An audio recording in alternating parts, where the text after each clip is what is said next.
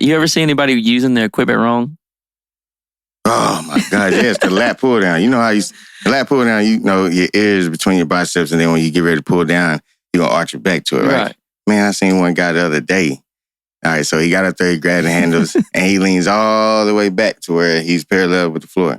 And that's all he's going to do. So he's going to raise up, parallel to the floor. Oh, so he just pulled back. Yeah, so he's barely pulling, and then he's leaning all the way back. And then he's like, when he gets tired, he's like, you know what I'm saying, shake it off. Then he start rolling again. I'm like, bro, that's not how you... I really want to go over there. He thought he did something. Got up and he's like, let the weight slam. He's like, ah. I'm like, bro, you didn't do nothing. Nah, skinny in the mud. Oh, well, that's why. Yeah. It ain't working. Ain't doing nothing. The true story. So you know I'm paid in full. Hey, what's going on? You're tapped into another episode. This is a 180 creator interview. I got another great guest, Courtney Wright. What's going on, man? Hey, man, how you doing? How you doing? I'm doing good, man. Let's get right into it. So tell me your story, man. Tell me what you got. I mean, well, this brought it upon me when I was training one of my clients, goes by the last name Wall Raven. He said, man, you got an interesting story. So I just felt like I just need to tell a story, tell everybody who Courtney Wright is, the bodybuilder from ex-con to now a personal trainer and, like I said, a bodybuilder.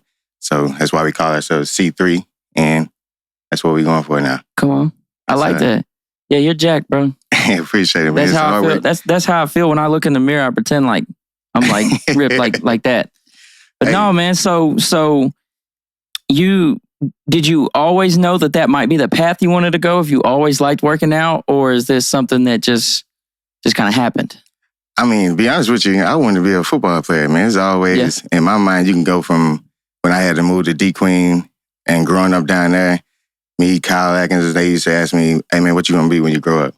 Made the whole class laugh because each time I was like, I'm finna be an NFL running back. That's what I'm going for. That's the concept. So as I kept doing that, ran into a little trouble, got to Arkansas High when I moved back up here to Texarkana.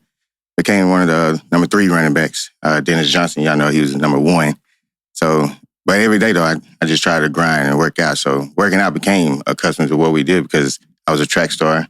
I played football. I was all around sports athlete. So it was just easy to me. So yeah, what position you play in football? I played running back. Yeah, running back. What'd you do in track? Track, I did 300 hurdles, long jump, and triple jump. Ah. Yeah, so I was one of them rabbits. Get on down, you feel me? But like I said, man, my brother is the one that kind of introduced me to bodybuilding. Like after I got out of semi-professional football, when they hit my knee in 2017, had a hyperextended knee. Working out is just what I wanted to do, and I kept saying to myself, I can't just continue having this body or this mind frame and not be somebody. Right. I got to do something, even if I just got to give it back to the community with the knowledge that I have, whether it starts with the kids inside the church homes where I grew up in. So like I said, it's just me giving back to the community. And my brother, he told me, yo, you should try bodybuilding. At first, I was like, man, I'm not finna get up there and wear no thong and just be all down. And yeah, because that is what happens, huh? Yeah, that is what happens. But it's different aspects of it. Like you got the bigger bodybuilders that actually do that, and then you got the men's physique. Now, men's physique, that's when they want the kind of like pretty boy type deal. You want the V taper, abs, shoulders popping, chest, and you can have some legs. Most people don't have the legs, but they still stay in men's physique. So I did my first show in December of 2022, and that's when I got hooked. December of 2022, first show. So you've been doing it for 2 years now. Mm-hmm. You where does that take you? What places does that take you so far? These are out of town shows. Yeah, like I'm mostly still in Texas because it's NPC Texas. So okay, I've done like the Battle of Texas was that first one. Owned by Battle of Productions in December 9th, 2022. That was my actual first show, and true novice. It was like 36 contestants. I got 15th place in that. Yeah. So I was like, you know what? I'm finna take it to another level. I believe that this is what I'm good at, and if I get the platform, then knowing where I came from. I'm talking about from where I came from, who I was, trying to find myself now to who I am now. This is an amazing process. Like you look at it and you be like, there is a guy, because most people are like, man, he should have been dead. Right. A big old cut on my neck, all that stuff. Been shot at, I've been in so many fights, all that stuff. So yeah. It seems like people that come from like a troubled past, a lot of times that can motivate them to be, if you look at a lot of like really outstanding people, it seems like sometimes they come from some type of background that, I don't know. I feel like if things go too easy for you, then you don't build up as much resistance. What do you think about that? I know, you most definitely own to something right there. I mean, because I believe to be great, you got to be able to go through something. Right. Because then once let's say you get there, it's all handed to you. So you get up there and then you get that platform and you hit a certain situation or when the shit hits the fan, right? You don't got no background to know, if I'm a barbecue meal dude or I'm gonna tuck my tail or I'm gonna fight back. So you come through a trouble home like we did or in a hood like most of us did or certain people did, they go through the roaches on the floor. They go through the trouble upbringing. The dad come home drunk because he ain't making enough money or the mom, not being at home for some people. So some is like a single parenting home, and that actually messes with some people. To some people, they can handle it and be like, you know what? I'm gonna take sports to another level because that's my way out. Right. And then some people don't make it. They turn into this troublesome person to where they've been traumatized as a child, or they've been, inside their home they've been traumatized. And that's where it starts. It starts how you were treated inside your household, and then it starts blossoming from there. So if you were good, and you got most, I'm gonna take this back. You got most people that had a good upbringing, but still go out there and dig in the dirt. Yeah. And I was one of them too, Yeah. You have two choices though when you're met with stuff like that though. I can think about situations I went through, like when my mom passed away, I was young. It's like, and then I saw other kids, like there was another guy around me and it had a similar situation. And he went one way and I went the other way. And it's like those type of things can make or break you, huh? Yeah, most definitely. Yeah. Can make it break you. Not so to speak, like my brother, he wasn't a troublesome person, but we got split when we was young. Right. At a very young age because due to certain situations that was going on in the household. So he chose foreman. And then I chose to stay with my mom, which is a D queen. And with being that we were real tight, same mother, same father, we still had to go our separate ways. He was taught different, the church upbringing, because grandma was strict. But I'm telling you, Helen G. Marshall, I don't even know what the G stand for, but I like to say it would stand for gangster back in the day, because she'll put a whooping on you if you let her. So, but the way he was brought up, he turned out to be who he is. I like to call him sometimes the favorite child, the favorite son of the bunch at that time. And me, I was the troublesome one. Like, I was the one you could call on. Like, when some stuff is going down. Yo, we got to get him. But any other thing? You consider the bodybuilding and the working out types. I mean, that's your way, huh? That's your way out. That's your escape, huh? Yeah, now, I believe it is now. Like I said, at first I didn't, like I said, when football was over with, I didn't know what I was going to do. I was like, you know what? I'm a certified tire technician. I done flipped burgers before. I done got on a trash truck, funking in the mug before. Yeah. I was like, it ain't nothing to touch can. I done touch. I was like, this has got to be it. I mean, if I don't do well in personal training or bodybuilding, what else I'm going to do? So you either going to barbecue or meal do. And I was like, I told the pastor about it one time. He's like, leave it all up to God first. Yeah. So every step I take, I try to put him first. Whether people see it or not, I'm always doing that. You go first, and then for every step you take, I'm going to take two more. So, and then when I got in it, somebody told me, it's like, if you're going to do it, and any sport that you do, whether football, anything, you do it wholeheartedly, you're going to get something out of it. Yeah. That's like, that's what my dad would tell me. He was like, if you're going to do something, you might as well just be the best at the shit. You might as well. You might as well. Because, hey, if you don't, somebody else is, or you just standing in the way. Yeah. Like, if you don't want this, get out the way and let's get somebody in here, because somebody that actually want it. Because it goes with most sports. Like, I swear, I promise you, I thought I was the coldest running back. Yeah. No, I deserved a chance. I mean, I left it all on Tyler Junior Combine when we did it out there in Tyler, Texas. I don't know if I got a call back, because right after that time, that was 2017? That's when shit hit the fan. I went right back to jail, and it's crazy. So going to jail may have potentially messed you up with the football career, huh? Nah, honestly, from the way things is going for me, drinking alcohol and smoking cigarettes and all that stuff, I think it changed me. I think it helped me. Okay, it helps you. Played a part on my health career because when I got in there, I was reading Muscle and Fitness magazines. I was telling myself, man, I'm going to get on there one day. I said, they got me messed up. If I can't play football, guess what? I'm going to get out there and do this and just work out and become a personal trainer when I get home. And that was top 5 on my to-do list when I got out. So I said, say certified, scratched it off the list. I did it. And that was in 2021 when I got certified. 2021, so that's been 3 years. Yeah, that's what's up, man. Let's see. How do you motivate other people? Because like I can motivate myself. You know, I've done all kinds of stuff before. Mm-hmm. But how, you know, as a personal trainer, I'm assuming that part of your job is how do you get your motivation almost to go to them? You know, the transfer almost. So you're almost like giving them energy, right? I mean, well, I think that comes with being in, you know, sports when I was young. You know, you always had that high peak coach. He came in with high peak energy at all times. Yeah. And when you come in with high peak energy, you have no other choice but to get with that. Eventually, I mean, even if you come in, he's like, oh man, here we go. You know what I'm saying? But eventually you keep on going, you know you need this, that high peak energy is going to come off from there because you can't put a positive with a negative. Right. You know what I'm saying? It's just not going to conspire with each other. So how I do it is just be them. Put myself in their shoes, understand what they've been through, and understand that not everybody's going to think like me. Not everybody's going to wake up with a high peak energy like me. So the first thing I'm going to do is like, yo, man, how's it going? Tell me about it. Like, how's your fitness journey going? You feeling all right today? Because you also got to console them too.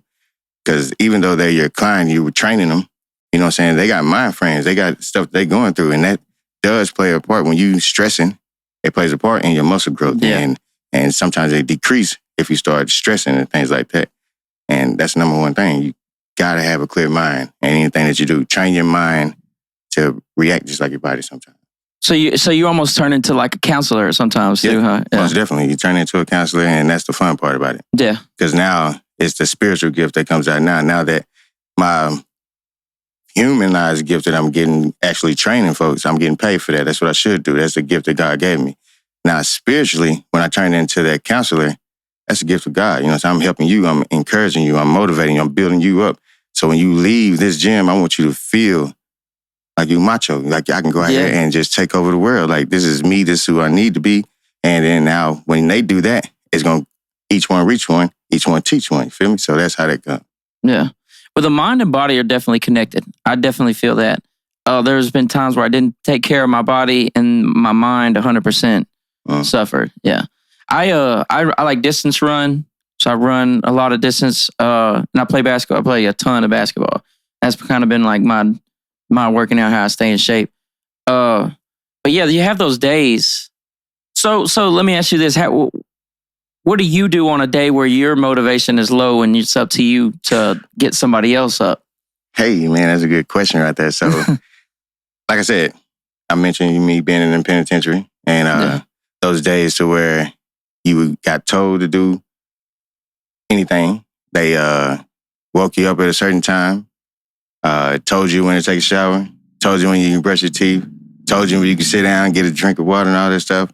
And so those days I lose that motivation, I think about on the times when I got in trouble in 2008 or when I was going back and forth in jail from 2008 all the way up to when it stopped in 2020. All those times, I was like, man, I can't go back in there. That's not for me. I mean, I can't do this no more. So when I think about those times where you couldn't do this stuff. You appreciated those things when you was in there. So start acting like it out here.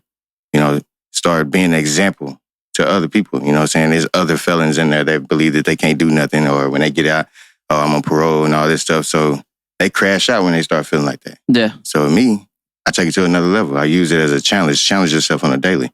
Like, I'm going to use this. Like, get up. Let's go get this money. That makes sense. Yeah, looking back, like, when you're in a situation like that, I've never been incarcerated, but I, like basic training for the Army. I went to the Army. Awesome. And I was gone for like 6 months. And there's obviously it's not jail, but still, there's similarities for sure. We was away from everybody. They told you what to do. Yeah. You was at their mercy. Yeah, sure. No phones, none of that. We was writing letters and all that, the whole nine. Yeah. And you think about home a lot, and I'm sure you was thinking about home every single day. And it's a motivator to do, to get home, obviously.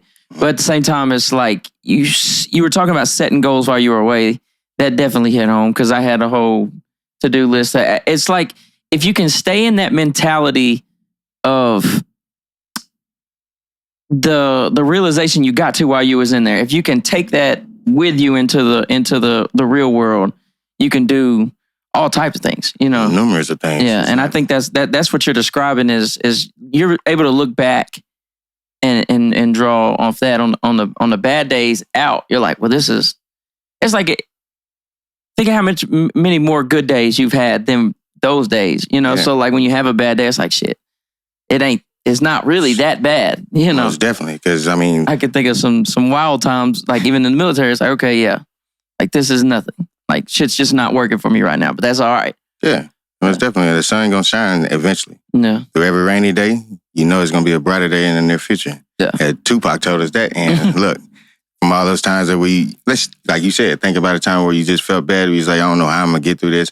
Now look at us 3 years, 4 years down the line. We are where we are now. Like I used to beg to get out the penitentiary, always writing letters. Man, please God, please let me out of here. I promise I'll do right.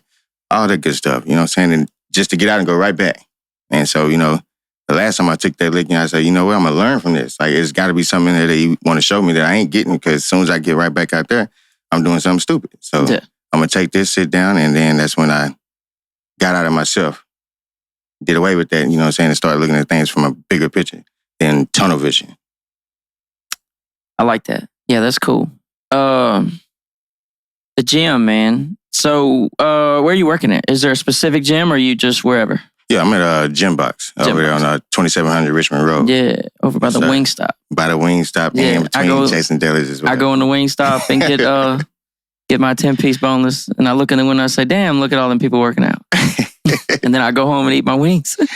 Oh, man, see, that's challenging too. Like, I was wondering why people do that, you know what I'm saying? Put a gym right in between two restaurants. Yeah. And then, not to mention Burger King right out there too. Yeah. So you get tempted to go over there and say, you know what? Forget this. And not to mention, they got another cake, you know what I'm saying, a cake factory right down there. And Joe's Pizza. I'm like, wow, you know what I'm saying? So that's the temptation though. That make it tough. You got to be really, really dedicated to walk in the gym box and say, you know what? I'm going to go in here first. And most people are dedicated, you know. I believe Texas is getting back to where it's supposed to be now, you know, being healthy and things like that. Because at one point, they was just obese. Yeah. You even had officers that was obese, didn't care. Like, how you going to chase somebody and you out of shape like that? There's a few of them. I was like, nah. It's like, I'm a skedaddle. We get on down.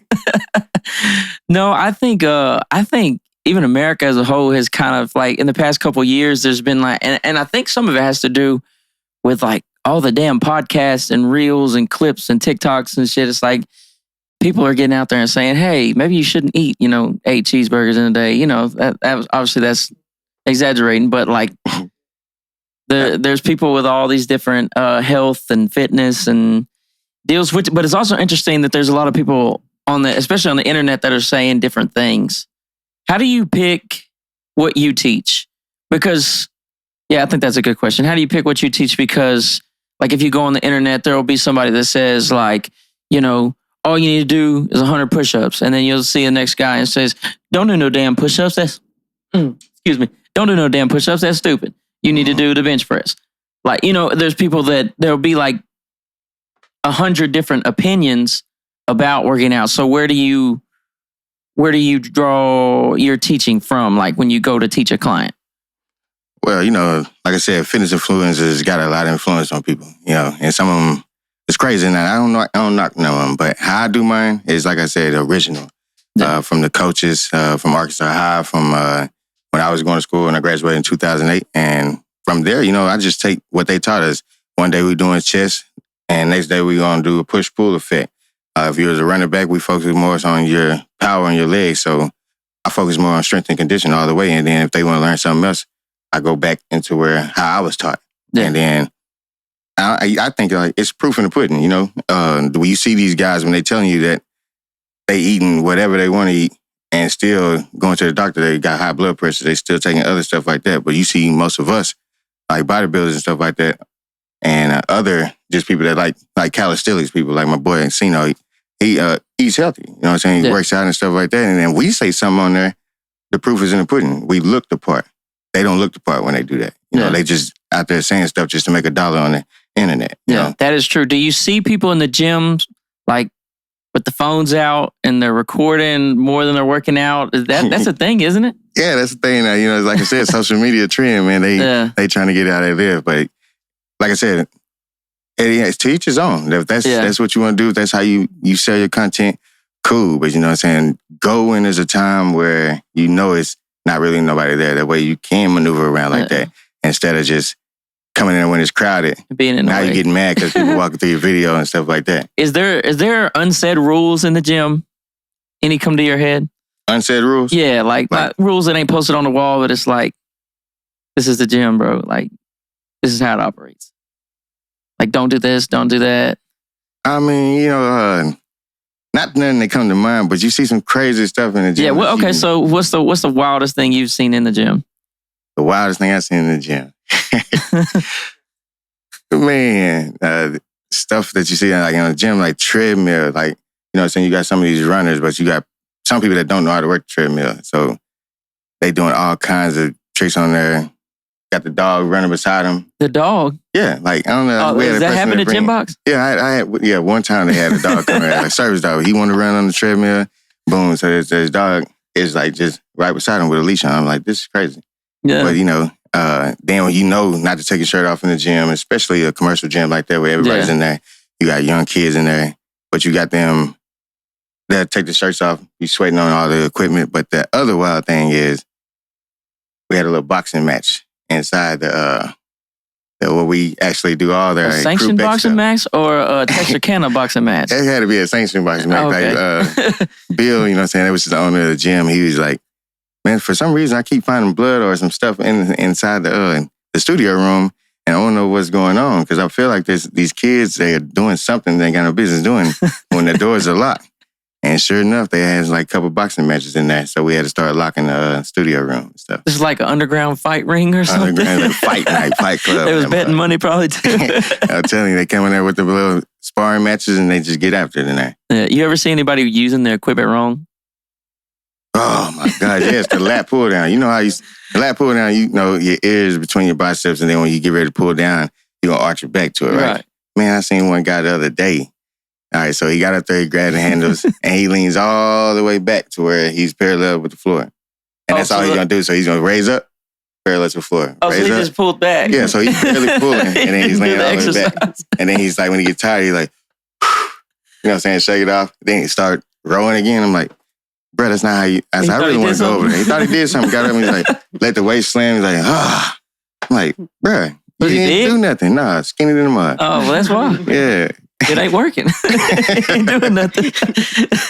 The true story. Man, sometimes I look at a machine, I'm like, yeah, I don't know how that works. And I just keep going. It's just like a casual, because I don't know, I never, like, I'm in shape, decent shape, you know. I'm 29, so I'm not just like killing it or nothing. I ran a half marathon the other day. So, I mean, in decent time too. I stayed about a 9-minute pace. So I ran it in less than 2 hours. Yeah. So, and I play, you know, as much as I can, I play 5-on-5 basketball as much as possible. Like at TC, they play all the time. And so, you know, I'm in shape, but I don't know. There's definitely equipment in the gym I look at and be like, yeah, I don't know what the fuck that does. Hey, shoot, you ever come into my gym, you see something in the gym, know how it does? I got you. I went to Gym Box for a while.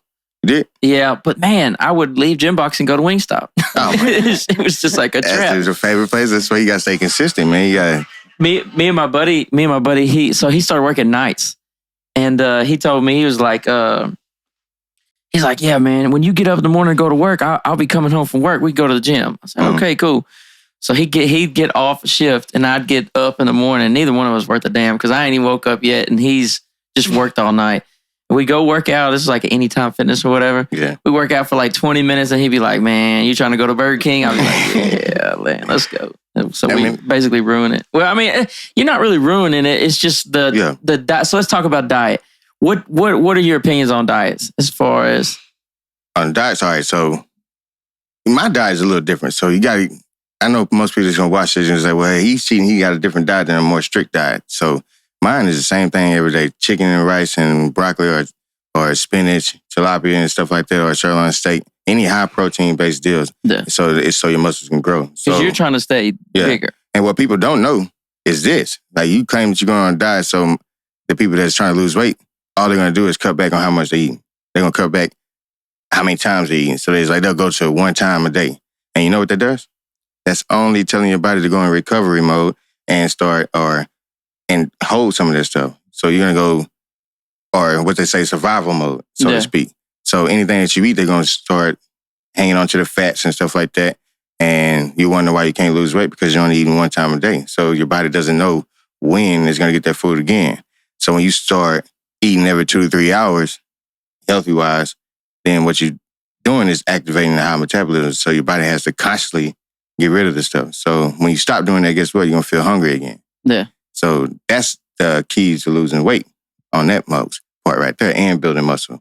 But like I said, some of these fitness influencers on social media that tell you, man, you can eat anything. I can show you a regimen or a program or a 60-day program that you can eat anything that you want, eat the foods you love, and work out. You can't tell nobody like that because look at the bodies you already have. Sure enough, you probably can, but you can't tell no person that's just now starting off. Is that, once you're already in shape, maybe you can get away with eating pizza and shit if you're maintaining some kind of wild workout. Right, but it takes consistency, you know what I'm saying? At least 21 days or some of an activity before it starts becoming a habit. Right. And so let's say you starting off, you weigh 245 pounds and it looks on the sloppy side and you listen to one of them guys.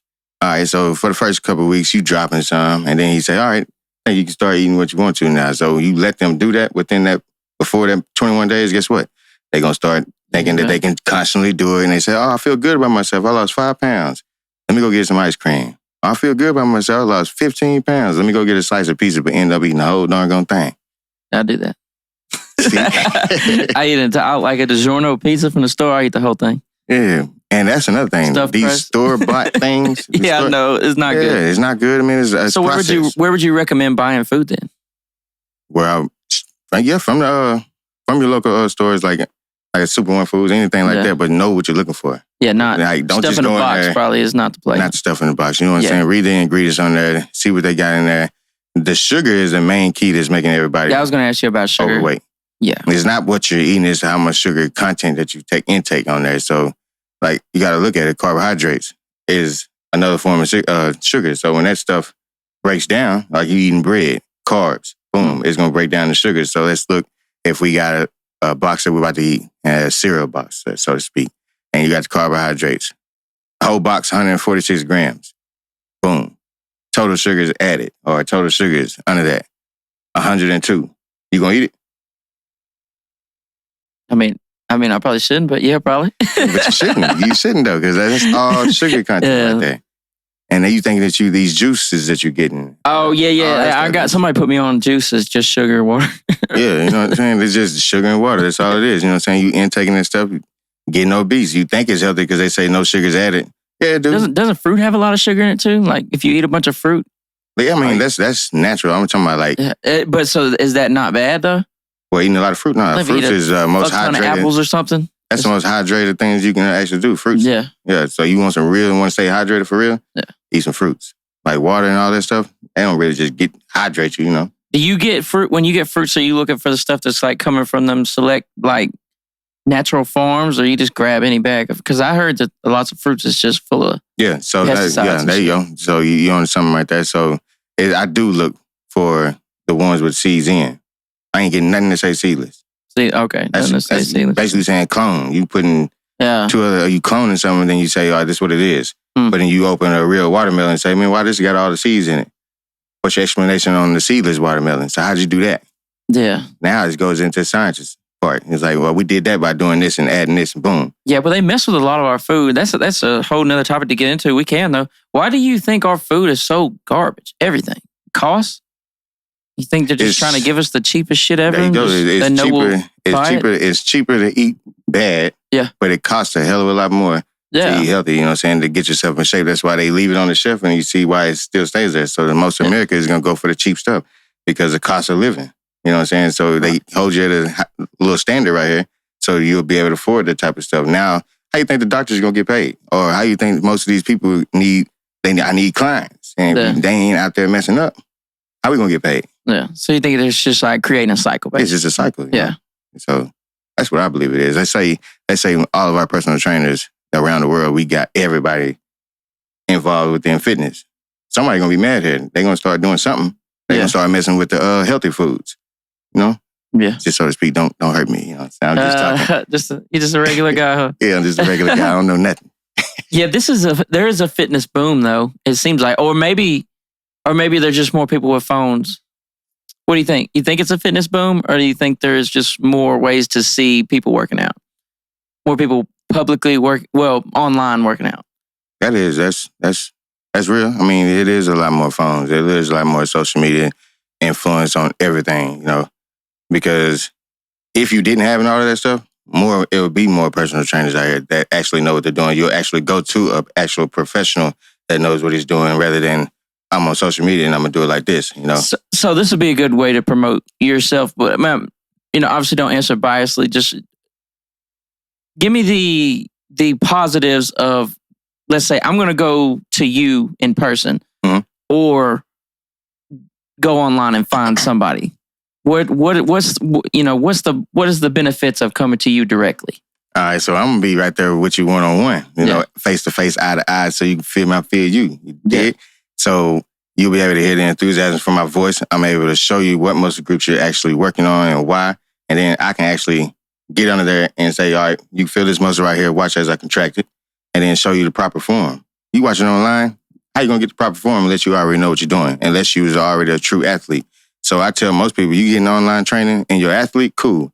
You know what you're doing half the time. So it's easy to mimic that. But if you're a beginner, no, don't do that. You need to go actually find you a personal trainer in-house, whether in your own city, somebody in your family that knows a little something, go get a drill sergeant for something. All I care, you know, somebody that knows what they're doing, they can teach you proper form, because that's what you see in most gyms. People don't know the form and then they're hurting themselves.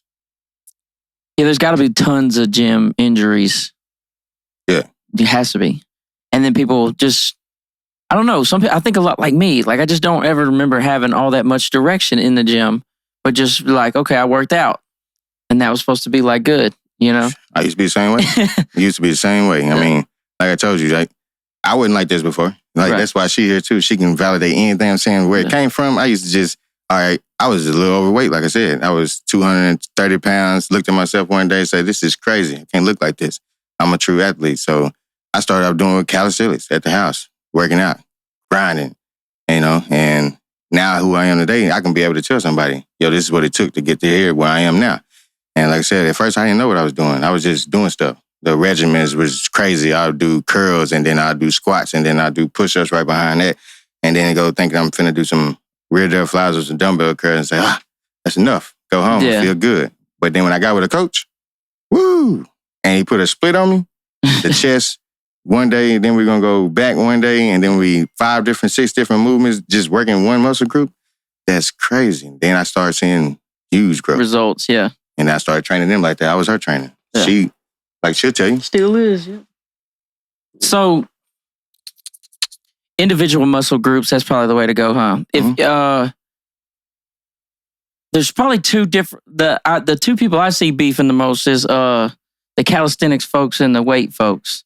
That's something, ain't it? Am I onto something there? Matter of fact, the reason why we both laughed, because me and Sino, man, we just dropped a YouTube that you can go look on his YouTube, but you can also look on mine, Courtney Wright 903, and it's on there as well. So he's actually a calisthenics king, like I like to call it, doing muscle ups. He do more muscle ups than I do. Yes, he can do all the crazy stuff, pull-ups.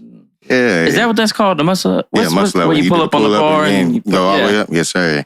So I probably do about like 10. He probably do like 15, 16 of them things. Now, granted, he's a lot smaller, but he knows what he's doing. That takes a lot of strength to do calisthenics. So I don't know why calisthenics people don't like, you know, people that actually, weights that they beefing with us. But, you know, I don't know. It's crazy. Think it's do you think both are needed?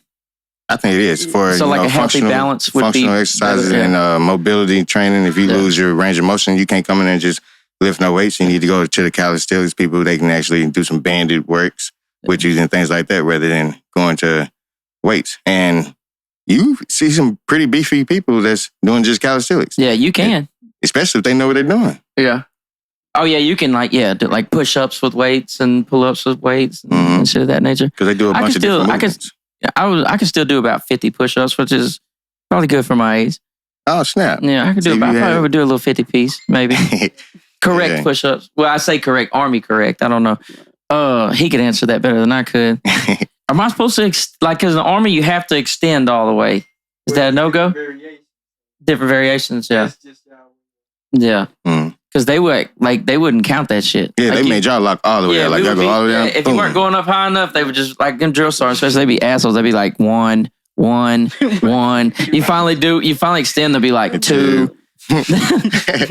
No, but like he's saying, like calisthenics, even in bodybuilding, we like to call what we say this, stay in the muscle. Yeah. You know what I'm saying? Muscle to mind condition, we're focusing on the squeeze at the push-up. So if I come all the way up here, yeah, I can get some good squeeze right there, but let's say if I really wanted to burn, so I'm gonna go all the way down, and then where my most contracted part is It's right coming, here in this bend. You know what I'm saying? Like coming back up, huh? boom. Now I'm coming back down with it and stay right in there to get that full squeeze. Yeah, the big blood flow. So speaking of, because you said drill sergeant earlier, I had drill sergeants. That shit was wild. That type of that's probably the best shape I've ever been in my life. Like at the end of basic training in Fort Benning, Georgia, having a drill sergeant there almost all of the day. You go to sleep at 10, you wake up at 4, you're working out. We did PT before the sun came up. Right. And so, we'd stretch and then we work out and, we would do a whole set, but we never, the whole time I'm there, I was there for like 16 or 17 weeks and we never touched no weights. We never went to a weight room. We never did nothing. Everybody in there is in like the best shape of their life. Right. We would do pull-ups occasionally, but most of the time, like you would get in trouble and they would punish you with workouts. Which I mean, by the end, you're just like strong as fuck and in shape as hell. Because like we get in trouble, they make us run. Right. And, you get in trouble, you do push-ups. And like we would do everything in cadence. So it'd be like 1, 2, 3, 1, 1, 2, 3, 2. Yeah. But like they were smart about it. They'd say a number and just stop. So like they'd leave you at the bottom a lot. Which I mean that's when that shit burns. Like leave you in a push-up position for a while and you're just sitting there holding it. People start to put the ass in the air, trying to get some relief. Get your fucking ass out there. You're like, oh shit. See, I work better with somebody screaming at me and shit. You work better like that? Yeah, hell yeah. Them drill sergeants on my ass. I'm like, yeah, let's go ahead and get this done. That's easier than I'm soft. Yeah, if I'm at the house doing push-ups, like when I get tired, okay, I'm gonna sit down. Yeah, but if there's a grown ass man like threatening to kill me, it's like, yeah, I think I'll keep doing these. And I don't know. It's like I think you would kind of ask her what type of style training I am, because I can say a lot about myself. But you know what I'm saying? Say this is what I am, but most people they're like, oh hell no, you're not. Calm or not? I mean, sometimes he can be intense. But overall, I just feel like you said, we started off together. I was 213 pounds, like at 140 or something. It took me like a year. I was going through some stuff, but he helped me out. And it's almost, big motivator. Yeah. I mean, I wouldn't be where I am if he wasn't behind me and supporting me. Great motivator. But the best thing I love about him is when he goes in the gym, sometimes he'll have his days where he'll just tell you what he wants you to do. But majority of the time, he'll get in there and work out with you. And that's what I love. Because it's like, I'm not the only one doing it. He's in here like, shoot, I'm with you, 100%. That's the type, he motivates you. Not only that, just for like everybody's personal needs individually. I mean, it's just your goal and what you want to look like. And I mean, he really works hard on that, and every day, I mean, he's going to check up on you, make sure you're straight. So, I mean, great.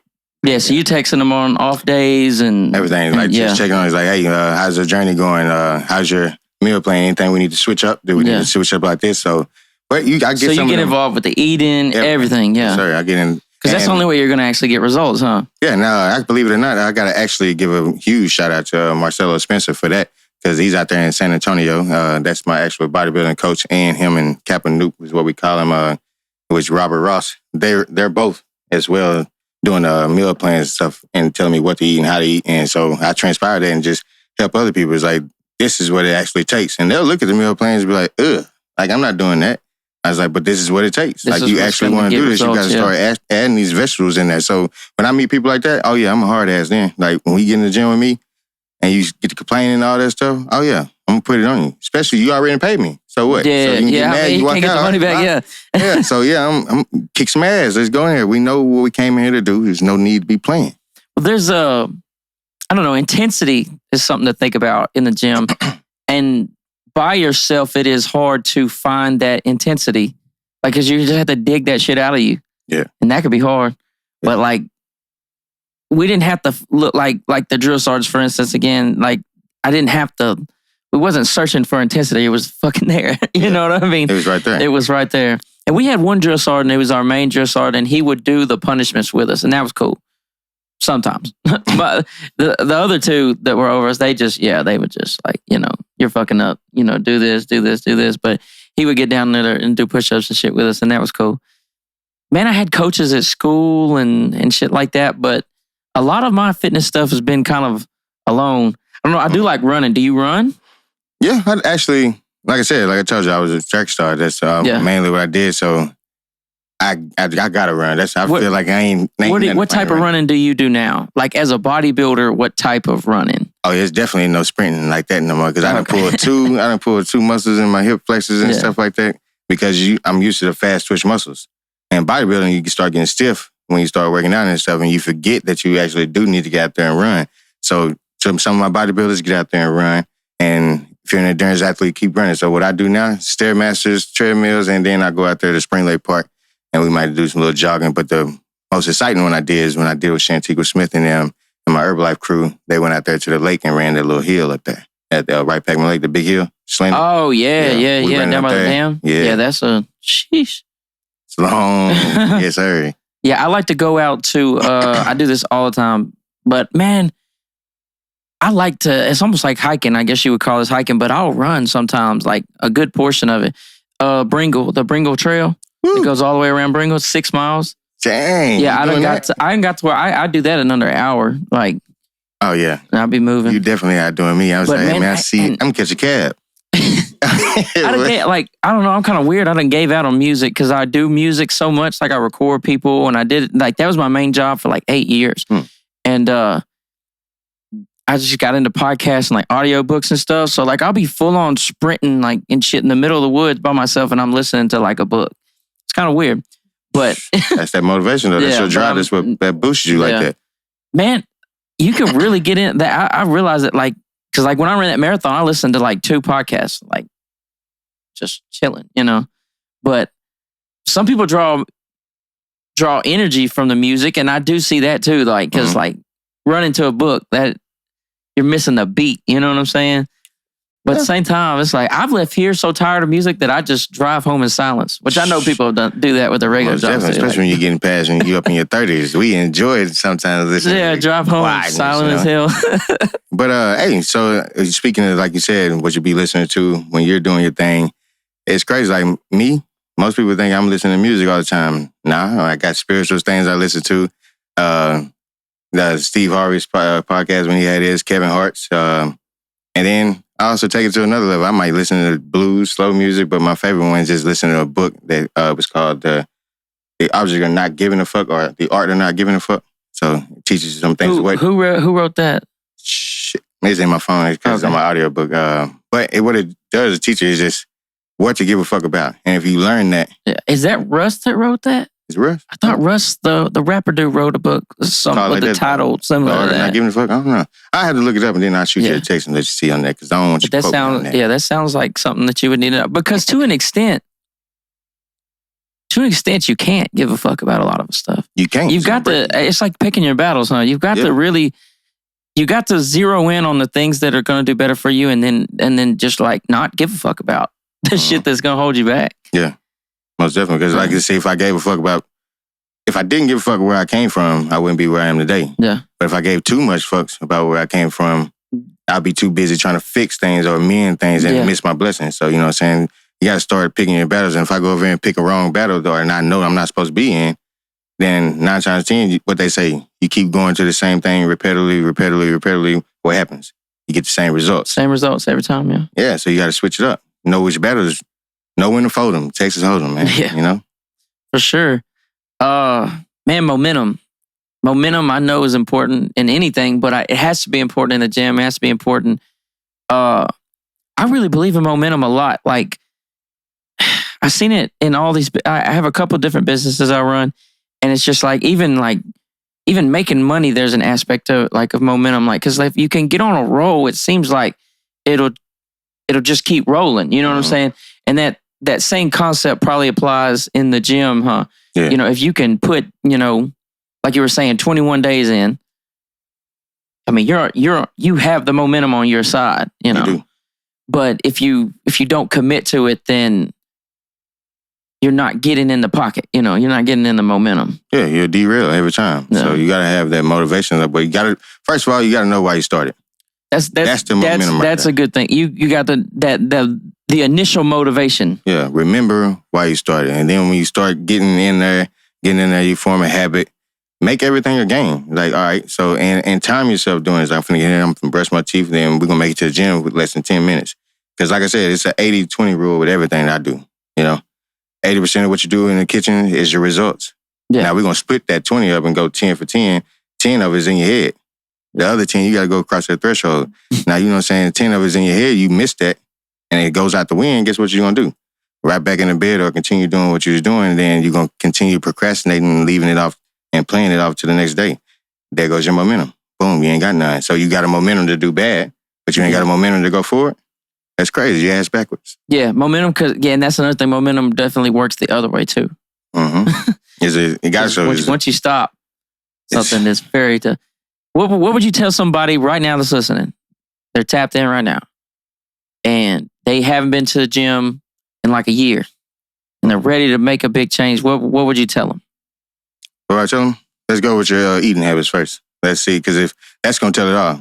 If you let me know what you're eating. Yeah. And if you can't tell me what you're eating, you still eating sloppy, that's your motivation right there. I know you're not going to get in there. Yeah. But, you know what I'm saying, I would tell you, let's start with your eating habits first, and let's take it slow. Let's start with calisthenics a little bit of squats here, push-ups here. That way you start forming a habit. Now you start feeling good, and it becomes like, I don't feel good if I didn't go over here and do these little squats over here real quick.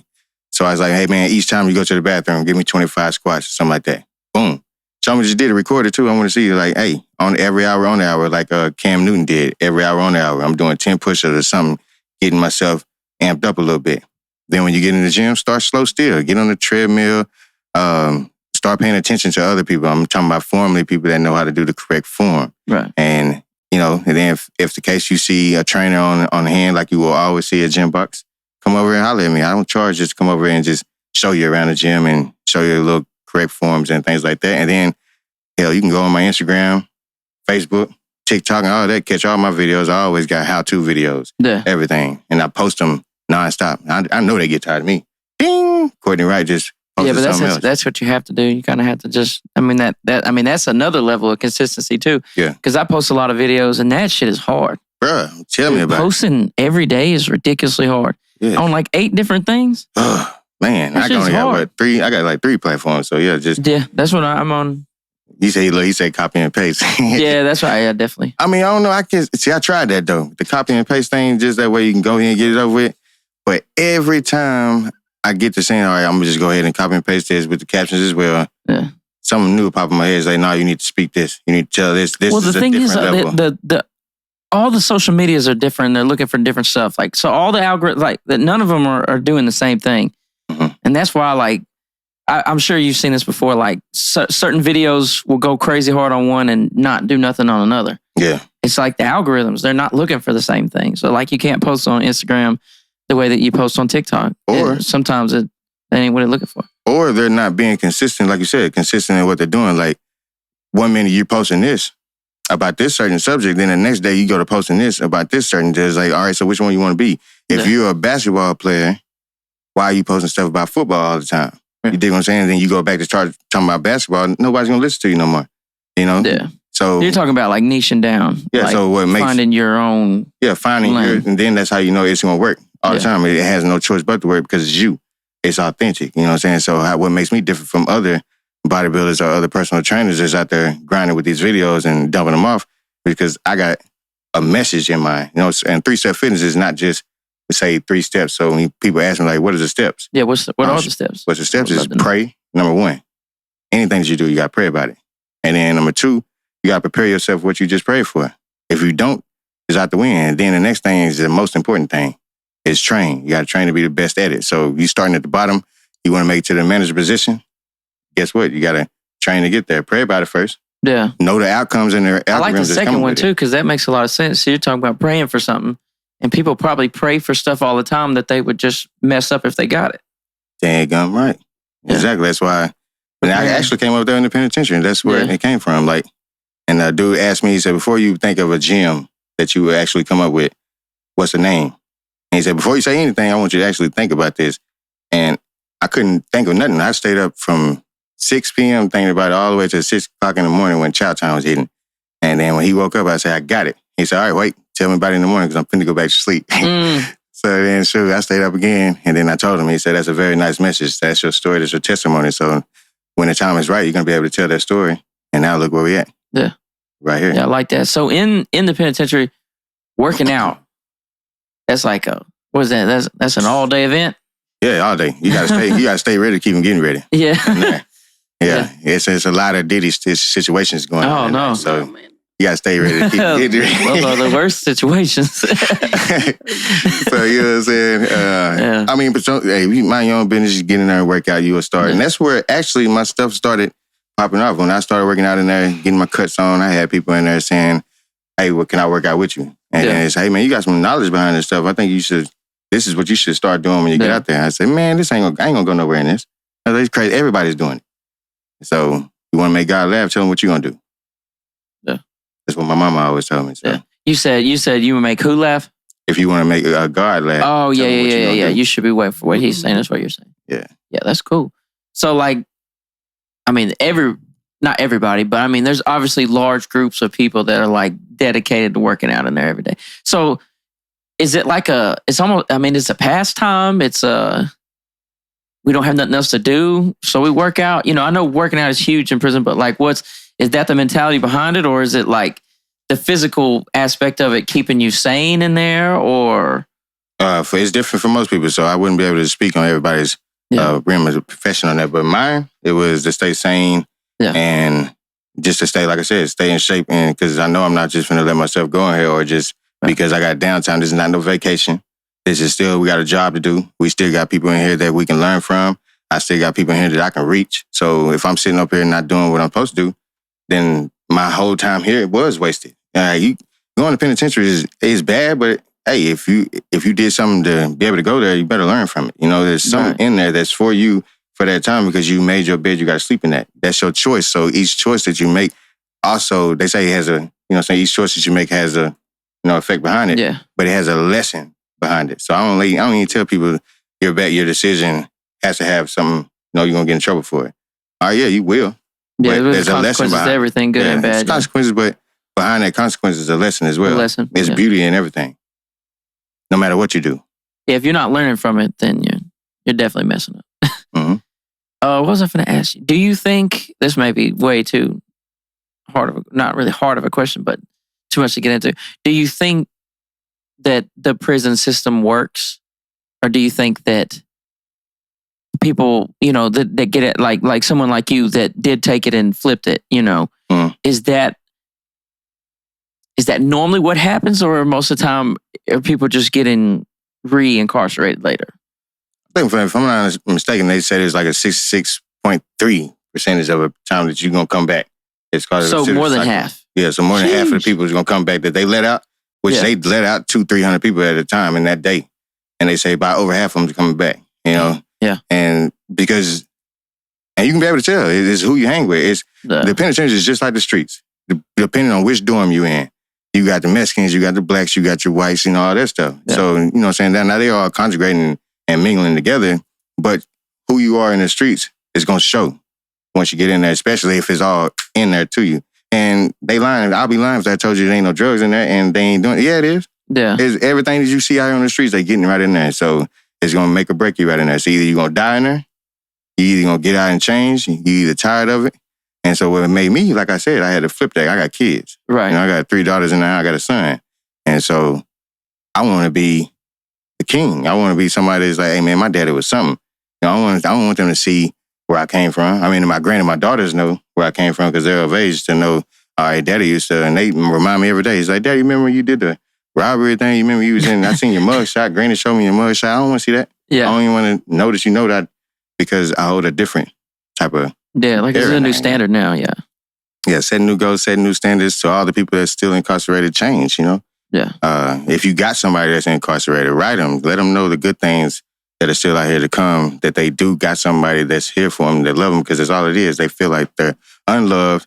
They feel like they can't make it when they get out. And that's why you still got some of these felons out here still slinging drugs, or they're robbing people, they're stealing from people, or they go coked out or drugged out because they don't have somebody that's going to have patience with them, or they wasn't taught for somebody to show them guidance. Right. And like I said, it goes back to where you were in your household. Like I said, granted, I was in a good household, so I can't sit on here and lie. Or my granny, you'll have somebody knocking the door right now. It's like, where he at? Yeah. Let's box, you know what I'm saying? So, can't do that. So, Do you think some people get addicted to prison life?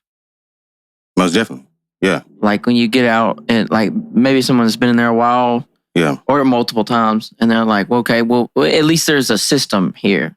Yeah, it's like I said. Like, you're going to eat, you're going to... Mm-hmm. They don't got nothing to come home to. That's exactly what I'm saying. They don't have no family. That is sad. So they's like, all right, so I know where I'm going to be loved at. I know where some of the homies at. Yeah. You know what I'm saying? I know that I'm going to get 3 hots in the cot, and I get to sleep, and got free TV, free water, and all that stuff. Yeah. So I ain't got to work.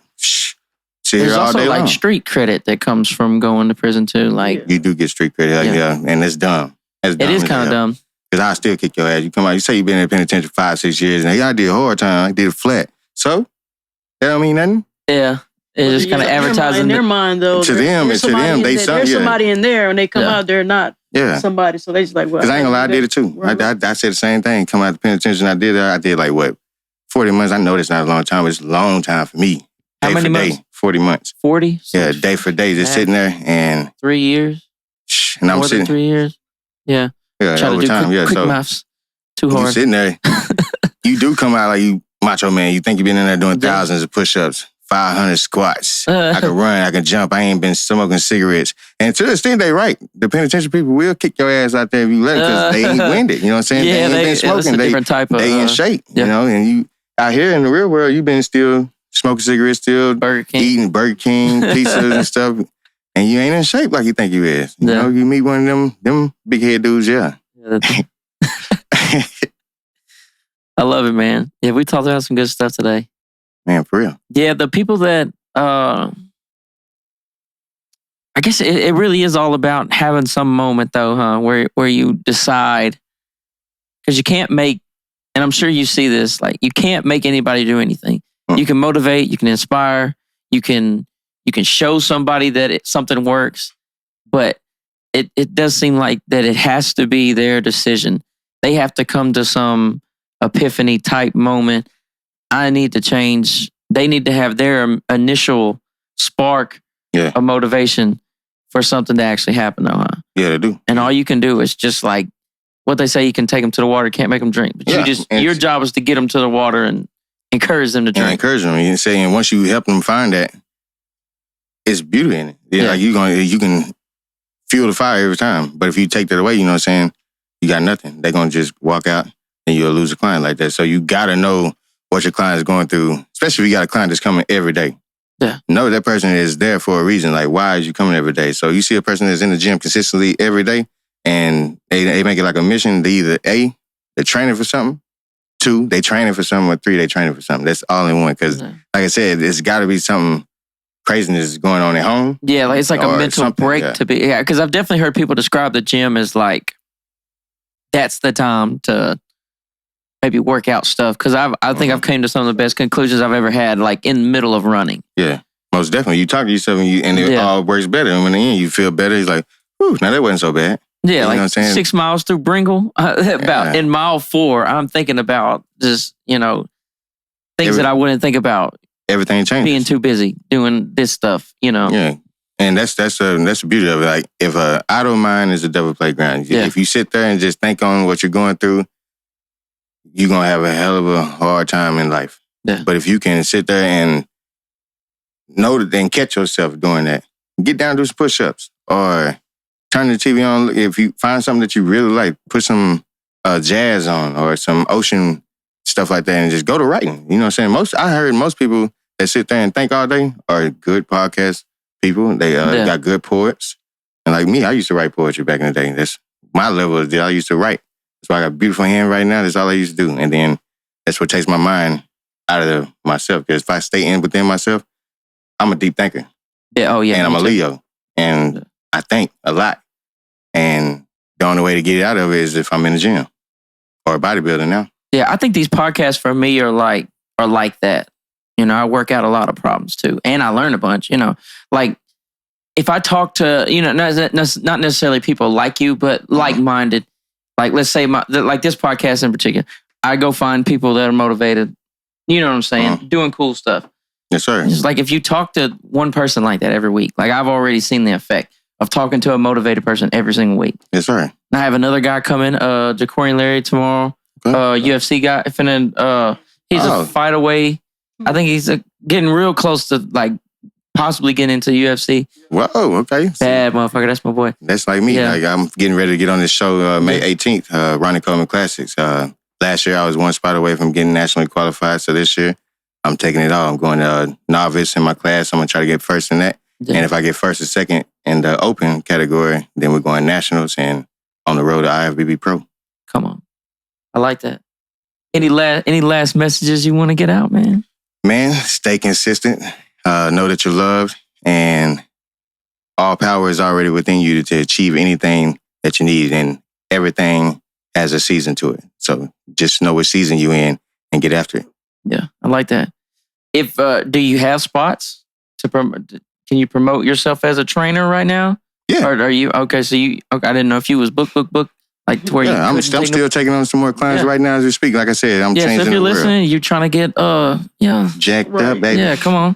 Come on, one weight at a time, man. That's all we're going to do. We're going to change the nutrition plan, all that good extra stuff. All you got to do is DM me. I can say that on Instagram, Mr._3Step Fitness. You can find me on Facebook, Courtney L. Wright, on TikTok, at The Real Courtney Wright. And now on YouTube, Courtney Wright 903. I got all my videos on there.